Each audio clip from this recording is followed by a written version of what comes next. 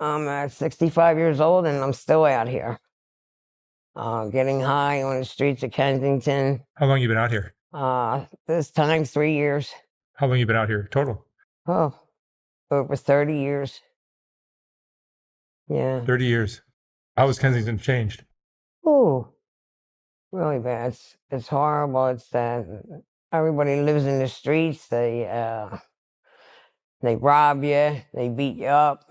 You know, it's really horrible. If you're not with somebody, you know, you're done. You're really done for it. You know, you fall asleep, they take your sneakers off your feet. You told me when I picked you up, there were 2 girls that were murdered recently? Yeah, 2 girls were murdered here. Well, actually, more than 2, but 2 girls that really stand out to me are the ones that were tied to a board and wired onto it. And I believe one of them was beheaded, but they were both raped, you know, and murdered. And this was like in the last 2-3 weeks. Yeah, there's a few things going on, a few shootings. There's shootings every night. Every night that you just hear the gunshots. You hear going. the gunshots, yeah. Yes. I mean, and one time we were standing on the corner, you know, we were copping, I'm not going to lie, and that man came up and robbed them of a few bundles of dope, and he started running through the park, and they just started shooting. I mean, we had to run, get under a car. Because they were just randomly shooting. It didn't matter which way, or, you know what I mean? It just shoot any which way. You know, it doesn't matter. It's really horrible out here. It's, you know, I was hospitalized in January. I had they call it a miss, when you don't get the vein. It's like an abscess? Yeah. Well, they said it didn't turn into an abscess, but it could have. But it started out as a pimple, got a little bigger, and then I'd taken my coat off and here the skin peeled. And I had a hole, like the size of a silver dollar. And it almost went straight clear to the other side of my hand. And they hospitalized me for 10 days. They detoxed me, and here I am again. You know, I got out of the hospital, and I was there for 10 days. And it took 4 days, and I was right back. Right back. The sickness when you get sober, it's horrible. It's really horrible. There's like, listen, whenever anybody doesn't feel good, what do you think? I was getting better, right? And that's just, you know, how it is with an addict, you know? Your drug is fentanyl? Yes, fentanyl, and once in a while I smoke crack. You know, I'm not going to lie. I don't drink or anything like that. But yeah, my drug is fentanyl. Was heroin, but, you know, that was taken off the street. But this stuff they got out here has bugs or something in it, they said. It's eating us.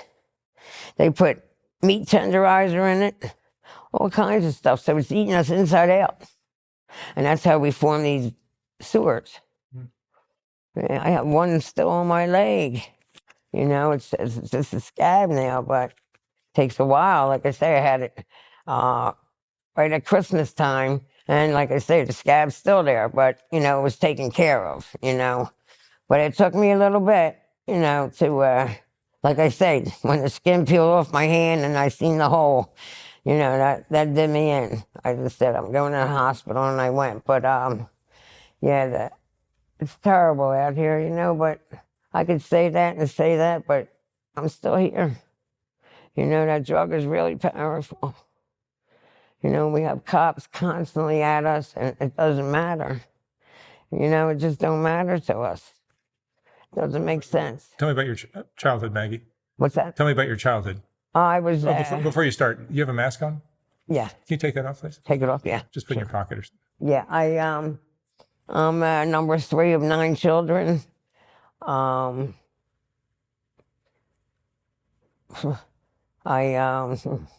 I was raped at the age of 5 by my 13-year-old brother.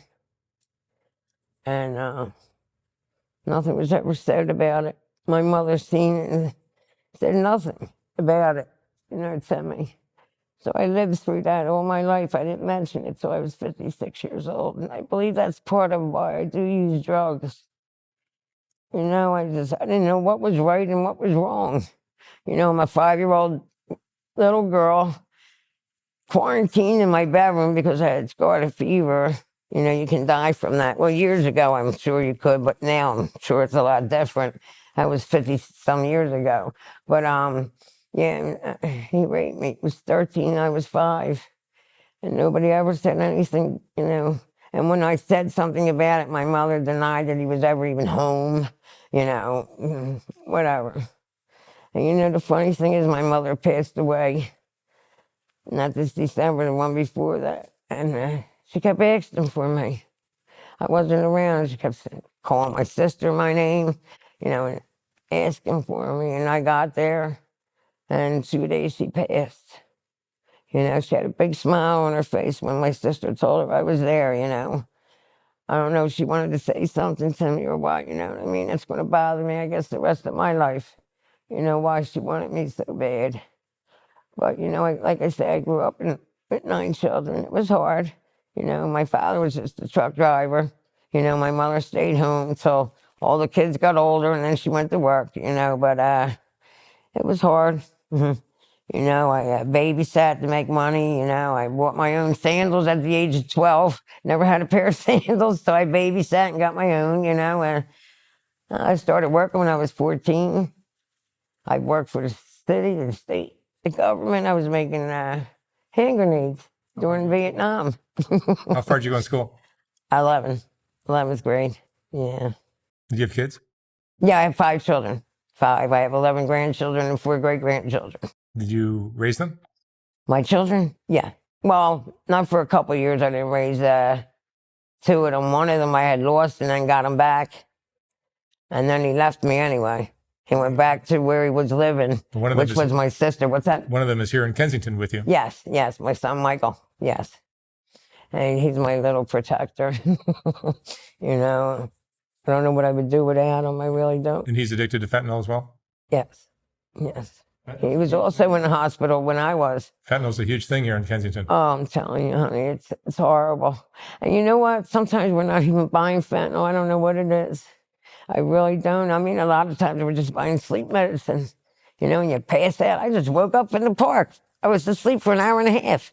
And I've already been where they stole my shoes off my feet. I had to walk all the way to, you know, 5th and Jibet, barefooted.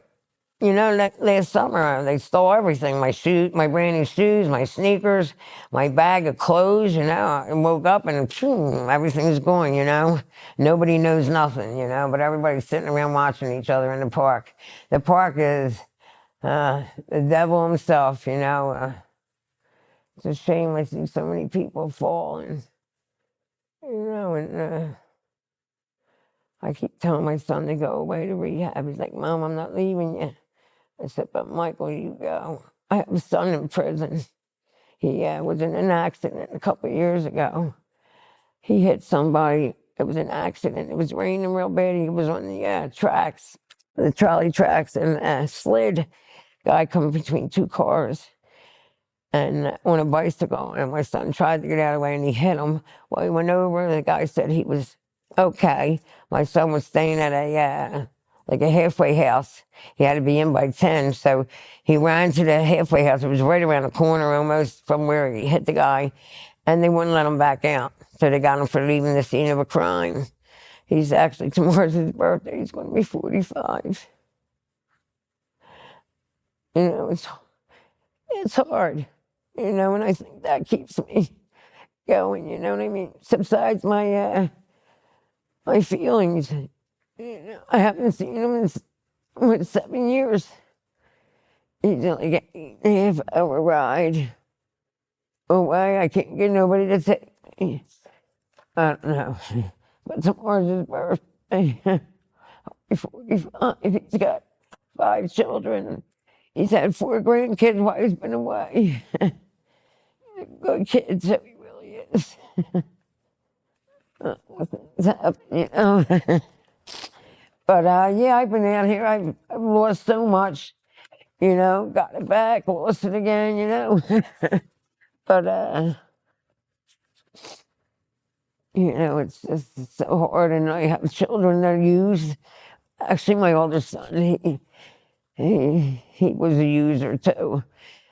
The only reason why I guess he's sober because he's away, whatever. But I hate to even say that on, air, but people know, My mother was the one that, and like nobody knows, you know what I mean? And I'm not like that, It is what it is, But like my son that's with me, Michael, he's a good kid. He was in and out of jail, but for the last 3 years he hasn't been in trouble, I mean, I feel good in a way because I keep him with me, He won't leave me. He won't leave me anyway, but, and in a way now I'm starting to feel bad, like he won't leave because I'm out here, And I was telling him today, Michael, I want you to go away and get yourself together. You're only 30 years old. I'm 65, I'm towards my end. You know what I mean? But he has 2 children. He hasn't seen them either, It's a shame what happens to us in life, And they say, addiction is hereditary. It really is. My father was an alcoholic. Well, not long, but it's in the genes, And my older brother was crippled. He had rheumatoid arthritis all his life. He just died 2 years ago. He fell, broke his neck, and shattered his windpipe.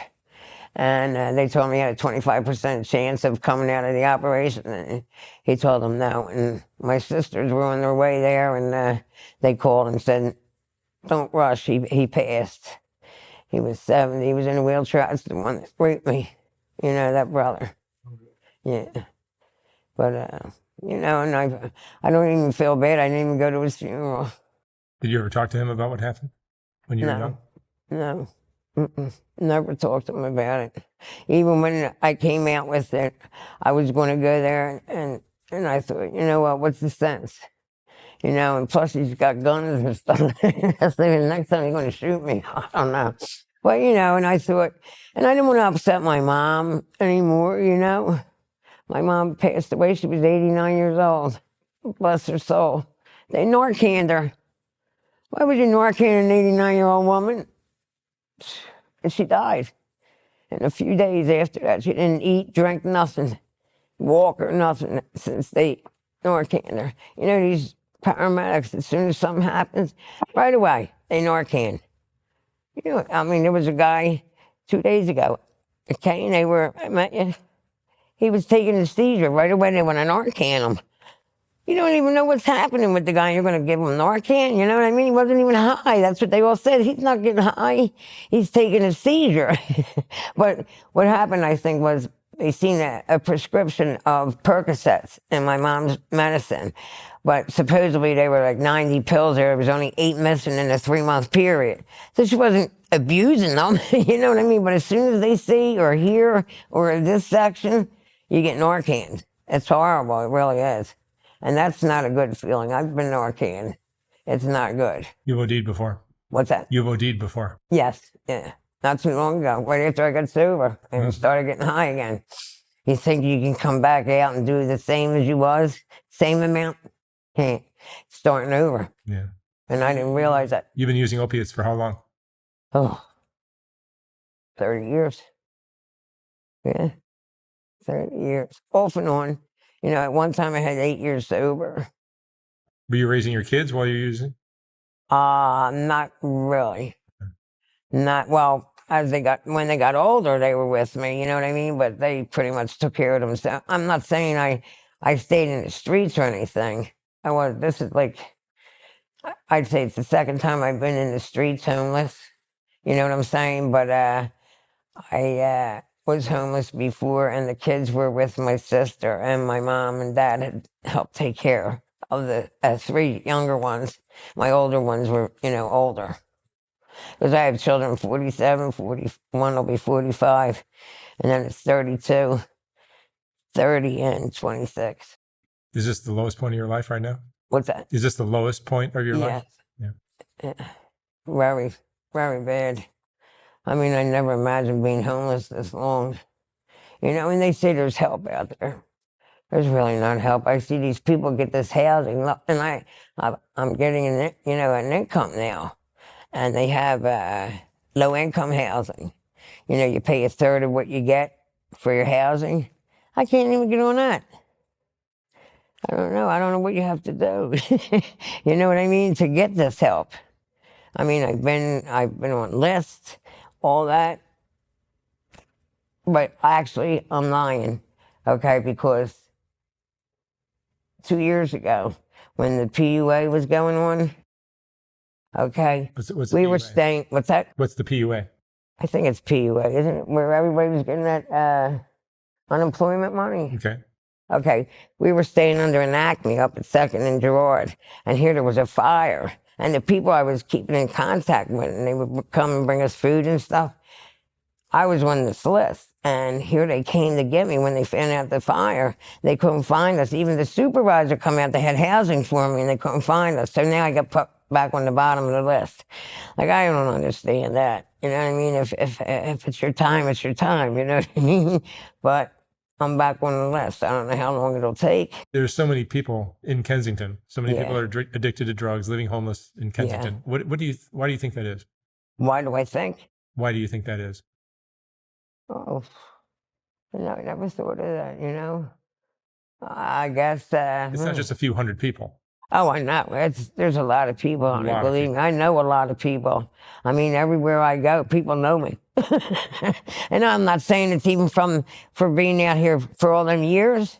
I mean, I meet new people every day, and they don't forget you. You know what I'm saying? They really don't. I could walk down the street in a normal neighborhood, you know, and talk to somebody for a week, you know, and walk down the street 2 weeks later. They won't even remember you, but these people remember you. I don't know. The reason why, I guess it's because it's low income. That's what I always thought, you know, with the drugs coming in. Low income, you know what I mean? They were able to make money, you know? Yeah, that's a big part of it.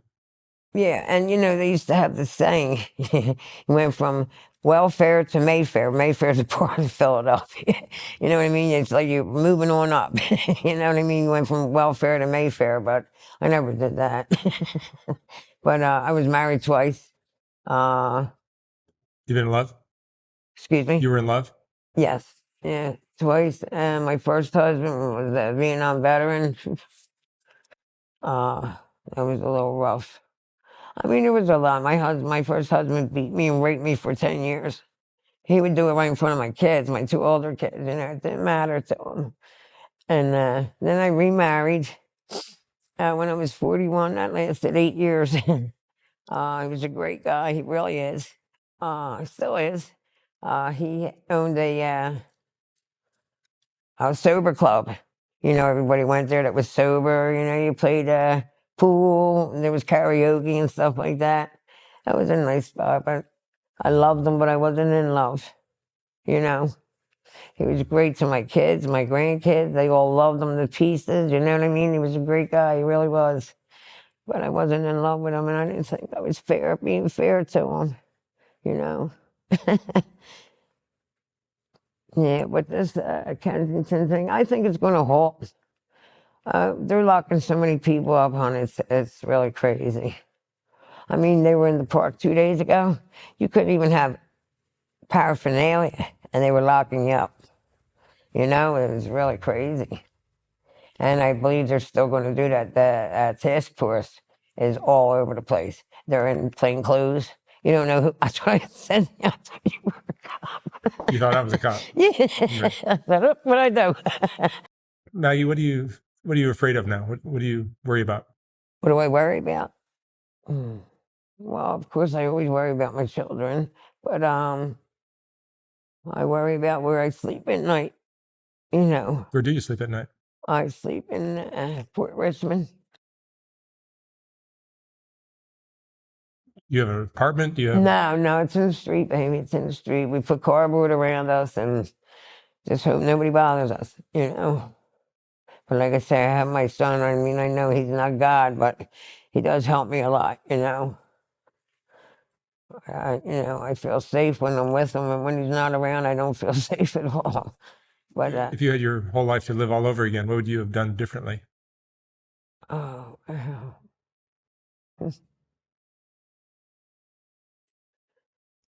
oh, well, you know what? I think I would have stayed single. You know, and not brought children into the world and hurt them. You know what I'm saying? I know I've hurt my kids. You know? I know I have. Yeah, I think I would stay single, not have no children, so I can't hurt nobody. I know I hurt my parents a lot. My dad was my best friend. He passed away like 24 years ago, my dad. And like I say, my mom passed away 2021, December 5th. My parents were good parents, yes they were. Can't say anything had to do with them. You know what I mean? I think this life on life's terms got to me, you know. Growing up with 8 siblings is hard.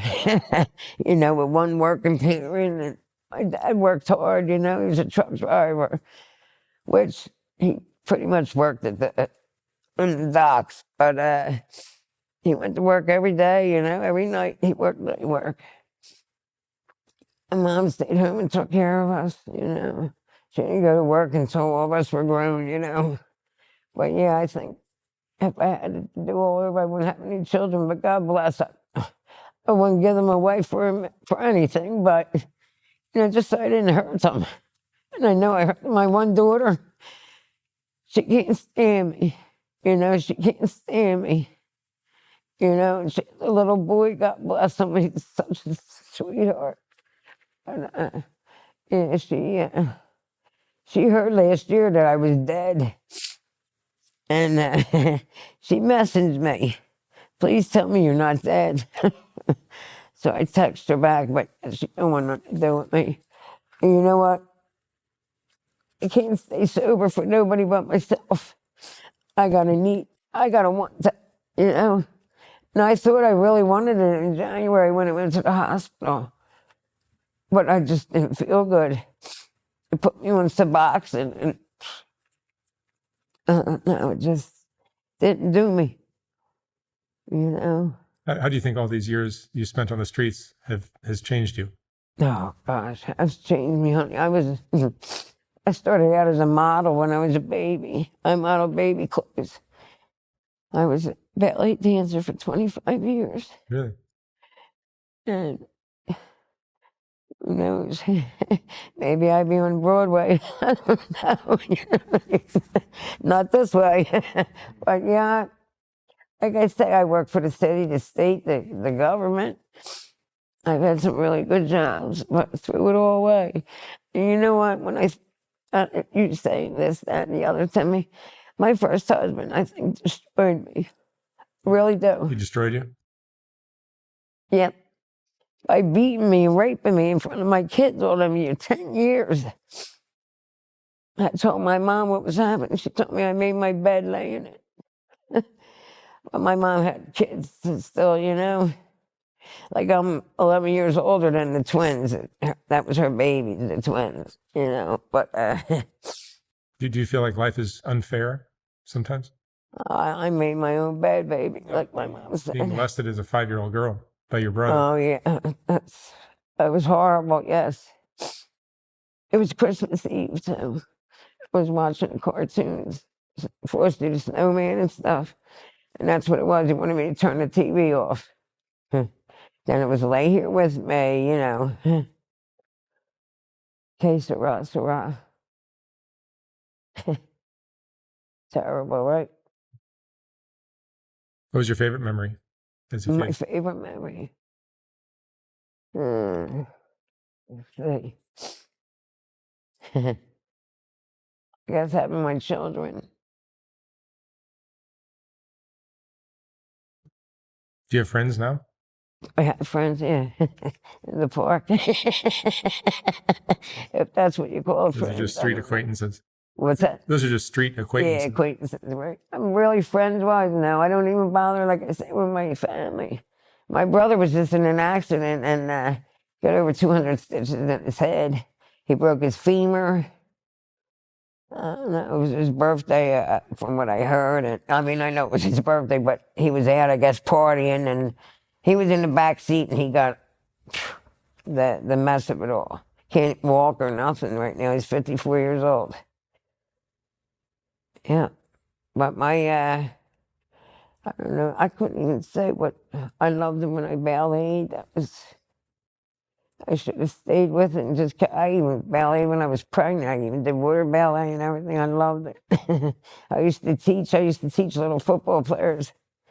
You know, just a little thing. It's for endorsement and stuff, you know. But yeah, they said, I don't want to do that. That's for girls. Yeah, I have some good memories, I guess, still. What's your biggest regret?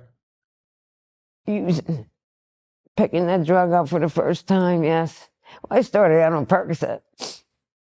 Yeah, it was in an accident and started using them, and I had children, and they made me feel better, so I kept doing them, and then it got to be too expensive. I mean, I'm doing 25s at one time. You know, I'd puke them up, rinse them off, and take them again, you know, like, that's disgusting, right? I raised my hand, I did it, you know. And that's a lot of money at a time, you know. They're $5 a piece, and you figure I'm doing 20, 2 and 3 times a day. That's a lot of money. I used to ride the getaway car.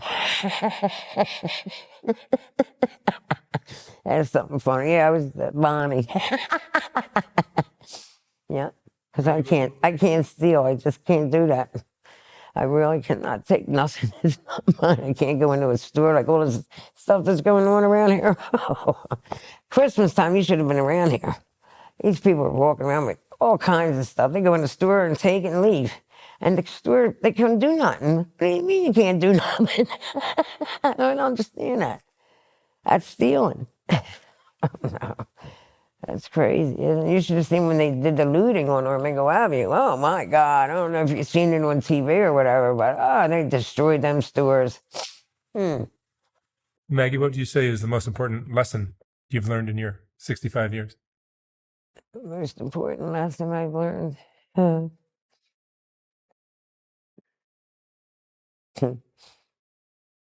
I guess never to pick up a drug. But I keep using, I don't know why. I think a lot of it just has to do with the things that happened to me in my life. I don't know. You know, like the 5-year-old thing, the thing being married to my first husband, you know. And he walked around like he didn't do nothing wrong. I'd have birthday parties for my kids and my family would come over. Like my one daughter, she was born December 16th. So it was like right before Christmas, you know. And they all made sure they always came for her, you know what I mean? That she didn't get neglected because of Christmas. And he would start all this bull crap, you know, and they'd all wind up leaving, you know what I mean? That was my daughter's night, you know. He didn't care. He really didn't care. And they claim it was all because he was in Vietnam. I don't know. I think it was just a mental thing all the way around, you know. Somebody do that to their kids. We would go out Christmas night. I'd come home to my gifts in the tree be on the porch. How do you stay sober through all that? Right? And I don't want to sound like I use that as an excuse. Because I hate when people use that for an excuse. It's not an excuse. I just don't like to feel. I really don't like to feel anymore. And that takes all your feelings away. It really does. It's horrible. And I want to have 4 great-grandchildren I haven't even seen. I mean, I've seen the last one I haven't seen. My granddaughter's little boy. But I mean, I know he was born and everything, but I haven't seen him. But the other ones I have. And my grandchildren, they're all good kids. They really are. Thank God they're not on drugs. Oh, God. I think they learn from me and, you know, their parents and everything else, you know. Anything else you want to know? All right. Maggie, thank you so much for sharing your story. What's that? Thank you so much for sharing your story. No problem, honey. Thank you. I wish you the best of luck out there. Thank you. Thank you. All right.